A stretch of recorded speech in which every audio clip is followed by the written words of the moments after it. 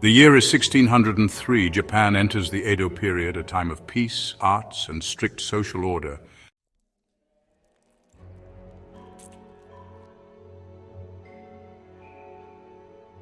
Akamiyoki, a malevolent entity, emerges as a harbinger of chaos, his origins shrouded in mystery, his presence heralded by an unnatural chill.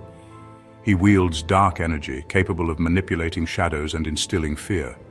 Akamiyoki possesses immortality, can teleport leaving behind black smoke and red lightning, and controls red and black lightning.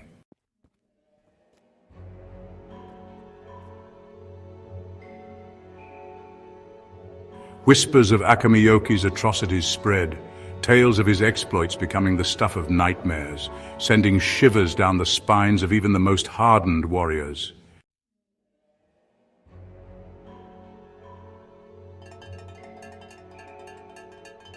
In the bowels of Jigoku, Akamiyoki kneels before Enmadayo, the great king of hell, forging a pact to plunge the mortal realm into an abyss of despair.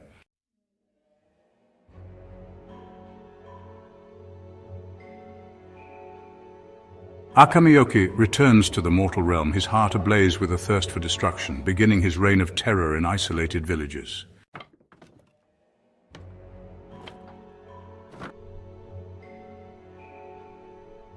Akamiyoki's weapon, the Zonnettekuro, forged in the heart of a dying star, consumes the souls of its victims, growing stronger with each life it claims.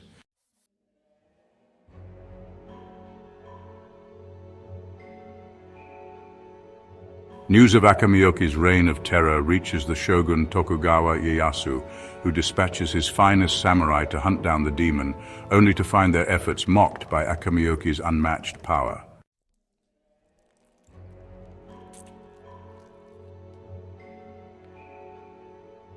Akamiyoki's reign of terror is interwoven with an uncanny elusiveness, moving like a phantom, slipping through cracks in reality, amplifying the terror he inflicts.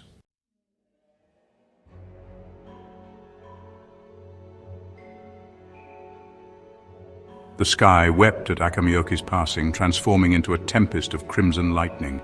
The heavens mirrored his turmoil with raw, untamed power. Villagers looked upon these storms with awe and dread, knowing they heralded something monstrous. The sky darkened as if a giant hand had snuffed out the sun.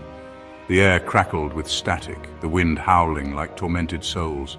Jagged bolts of crimson lightning split the sky with terrifying precision. It was as if reality was tearing apart, unleashing raw primal energy. Witnesses swore they heard laughter woven into the wind's roar. The lightning was a weapon wielded by Akamiyoki himself.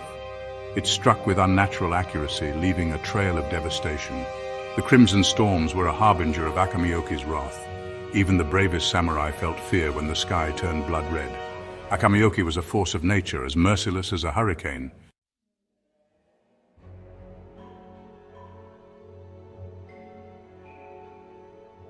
While whispers of Akamiyoki's powers and exploits spread like wildfire across the land, it was his visage, or rather what lay hidden beneath it, that fueled countless nightmares.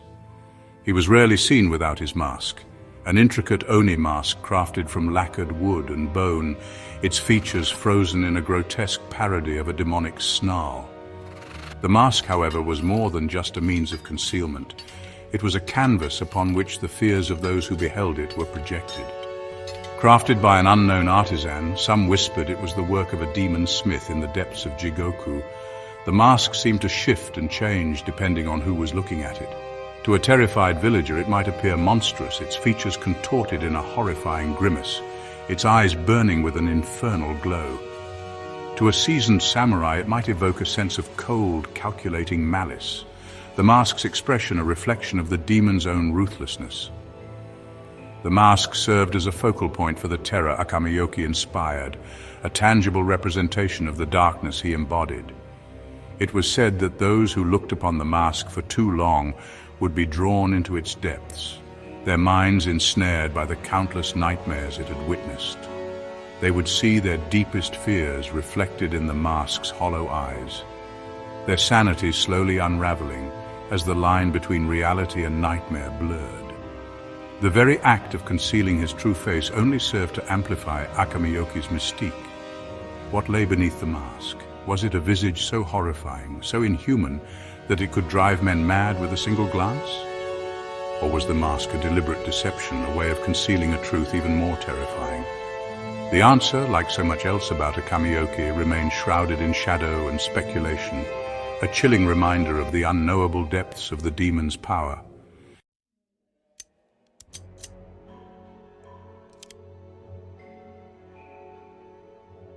To become Akamiyoki was not merely to don a mask and wield a cursed blade. It was to surrender to a darkness so profound, so seductive, that it threatened to consume one's very essence.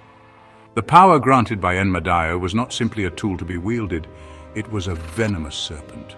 Its coils wrapped tightly around Akamiyoki's soul, whispering promises of ultimate power and eternal dominion. With every village razed, every life extinguished, the serpent tightened its grip, its whispers growing louder, more insistent.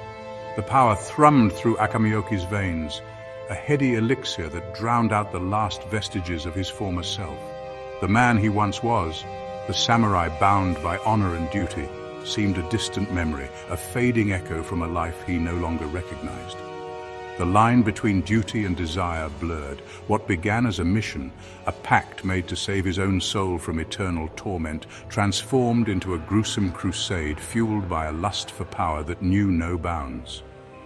The suffering he inflicted, the terror he instilled, it all served to feed the serpent, to strengthen its hold on his soul. He reveled in the fear that emanated from his victims, the raw, primal terror that filled their eyes as they gazed upon their destroyer. It was a potent drug, and he was hopelessly addicted. Each scream, each plea for mercy, only served to fuel his desire for more, to push him further down a path of no return. The serpent had promised him the world, and he, in his growing madness, was determined to take it.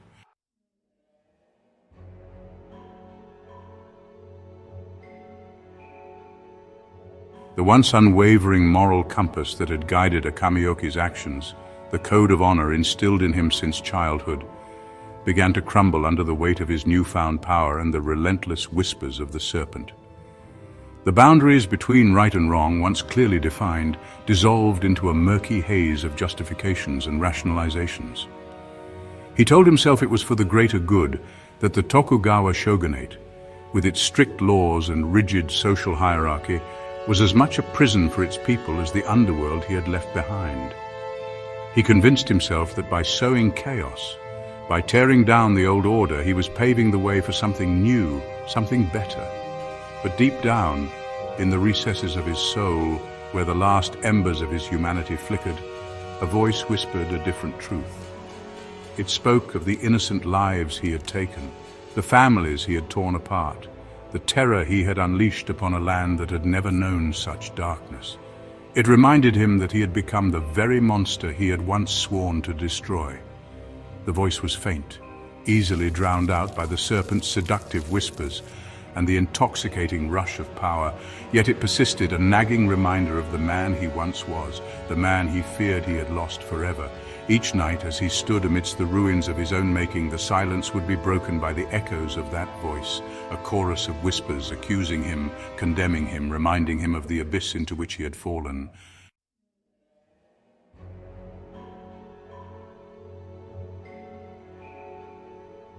The Zonnettekuro, the soul-stealing blade that had become an extension of Akamiyoki himself, was both a weapon and a curse. With each life it claimed, each soul it devoured, the blade grew heavier, not in his hand but in his soul. The cries of the damned, the whispers of the forgotten, echoed through his very being, a constant reminder of the atrocities he had committed. He became a walking sepulchre, a prison of memories both vivid and horrifying. As he slept, he was haunted by the faces of his victims, their eyes staring accusingly from the darkness. He saw their families torn apart, their homes reduced to ashes, their hopes and dreams extinguished in an instant. He felt their pain as if it were his own, their fear a searing brand upon his soul. The weight of their suffering threatened to crush him, to drag him down into the abyss from which there was no escape. Yet he could not escape them. They were a part of him now, bound to him by the cursed blade he wielded. The Zonnettekuro was a cruel mistress, whispering promises of power and glory, while slowly poisoning him with the memories of his victims. It was a double-edged sword, granting him the strength to reshape the world in his image, while simultaneously reminding him of the terrible price he was paying for that power.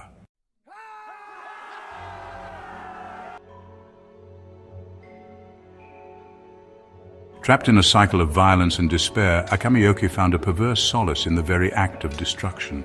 The world, with its fleeting moments of joy and unbearable capacity for suffering, had become anathema to him. It was a twisted reflection of his own shattered soul, a constant reminder of the humanity he had lost. And so he danced his dance of despair, a whirlwind of crimson lightning and cold steel, leaving behind a trail of shattered lives and broken dreams. Each village razed, each life extinguished was a blow against the world that had rejected him, a scream of defiance against the heavens that had condemned him to this fate. He had become a force of nature, as indifferent to the suffering he caused as a typhoon or an earthquake. The whispers of the serpent had become his only solace, their promises of ultimate power fueling his rampage. He had abandoned all hope of redemption, embracing the darkness that had consumed him. He was Akamiyoki, the demon of Tokugawa, and the world would tremble before him. He would break it, reshape it in his own image, a monument to despair and destruction. And in the ashes of the old world, he would build his own kingdom, a realm of eternal night where the only law was his will, and the only sound was the lamentations of the damned.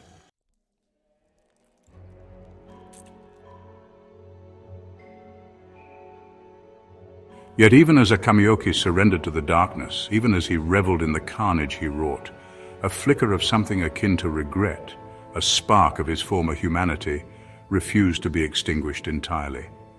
It manifested in fleeting moments, brief flashes of clarity that pierced through the fog of rage and despair. He would find himself staring at a child's toy amidst the ruins of a village, a simple wooden doll, its painted face frozen in a look of innocent wonder. The memory of his own childhood, a time of laughter and light, would surface, a painful reminder of all that he had lost. Or he would catch a glimpse of his reflection in a rain-filled puddle, the grotesque visage of the Oni mask staring back at him, a mockery of the man he once was. In those fleeting moments, he would see the monster he had become, the creature of darkness he had allowed himself to become. These glimpses of his former self were fleeting, quickly suppressed by the serpent's whispers and his own desperate need to believe that his actions were justified. But they were there, nonetheless, a glimmer of light in the abyss, a testament to the enduring power of the human spirit, even when confronted with unimaginable darkness. Whether that spark was enough to redeem him, to break free from the serpent's embrace, remained to be seen.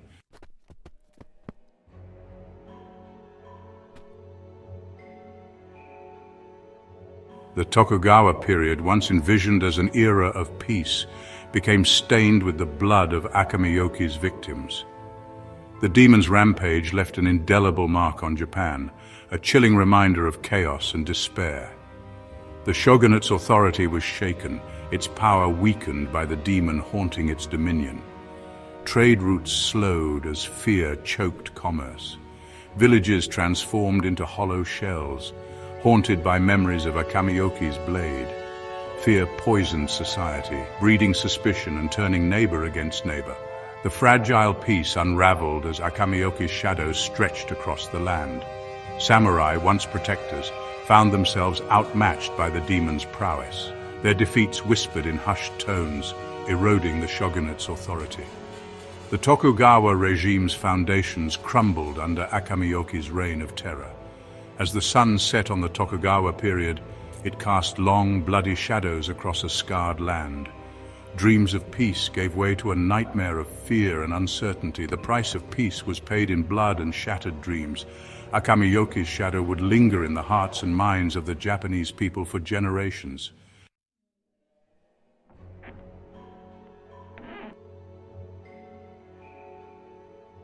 Even after Akamiyoki's reign of terror reached its bloody climax, the scars he inflicted on the soul of Japan remained.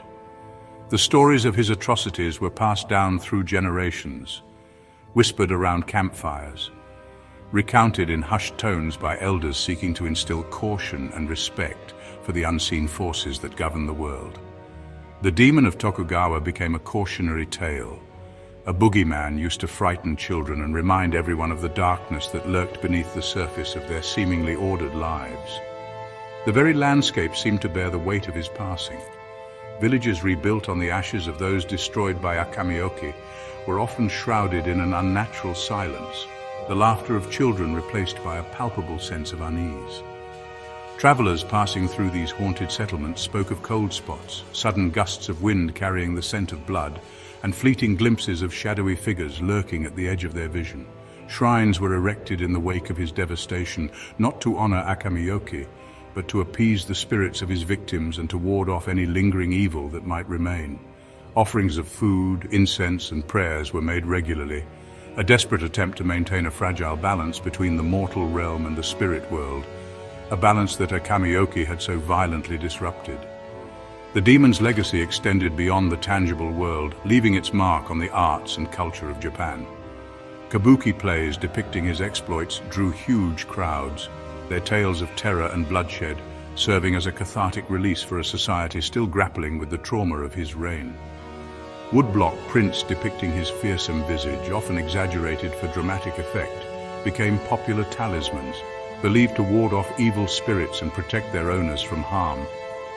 Akamiyoki, the demon who had sought to plunge Japan into darkness, inadvertently became a perversely enduring part of its cultural tapestry.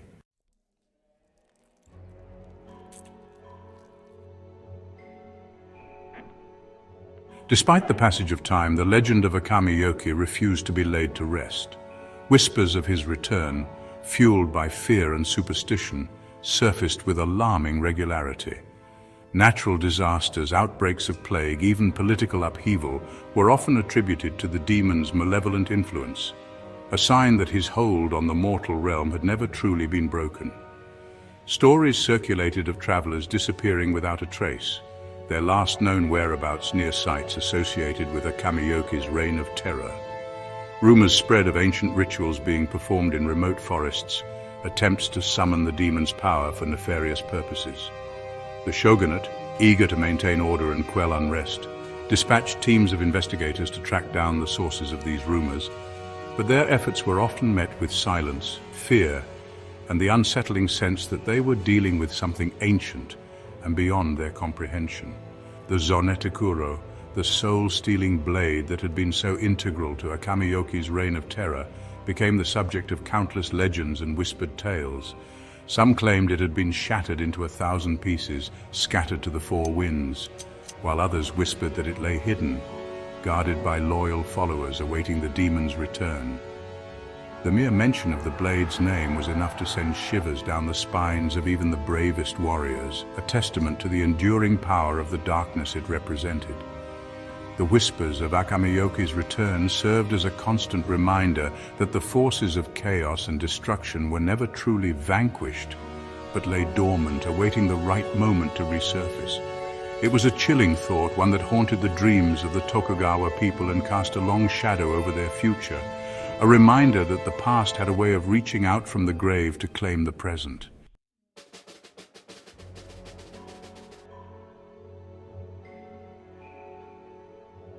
The tale of Akamiyoki, the demon of Tokugawa, transcends time and culture, reflecting the darkness within us all. His story reminds us that the line between good and evil is often blurred. Akamiyoki's mask symbolizes the masks we wear in daily life. The face we present often conceals a darker self. Akamiyoki's journey from samurai to demon is a cautionary tale. His story challenges us to confront our inner darkness. It forces us to ask ourselves uncomfortable questions. What lines are we willing to cross for power or love? Can we escape the consequences of our actions? The legend of Akamiyoki speaks to universal truths about human nature. It reminds us that our choices shape our destinies and those around us. Strive for compassion, empathy, and understanding.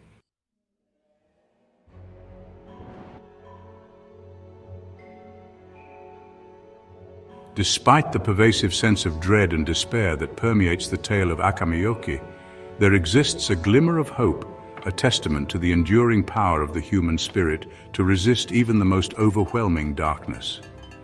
These glimmers of hope, however faint, suggest that Akamiyoki's transformation into a demon was not absolute, that some part of his former self, however deeply buried, continued to resist the darkness.